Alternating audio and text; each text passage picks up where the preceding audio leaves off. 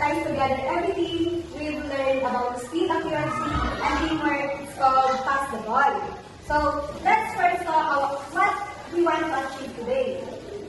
So by the end of the lesson, we'll show that we understand how speed and accuracy balance each other out, how groups work together, and how to reach the all through a competitive way. So some of you know how to run.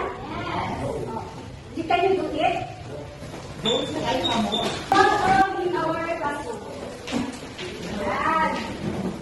Do you know how to pass the ball? Yeah. Okay, let's do it. I will pass it to you and then you catch it. Yan, very good. Then you pass to your classmate.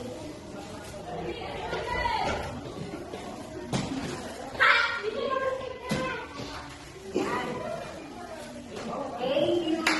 So everyone, find a chair and face inward and make a circle wide enough so there's a space to run around the outside.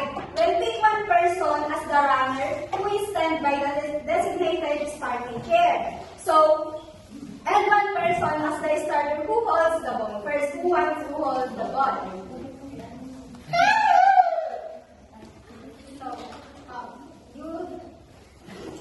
So who wants to stand beside the chair?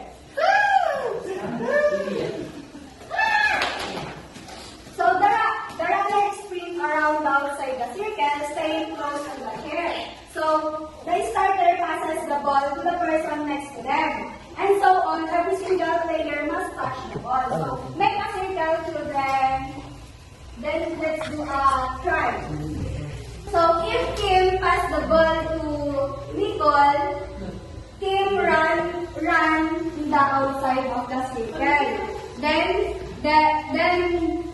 Nicole pass the ball beside her and pass to the next person. So let's do the activity.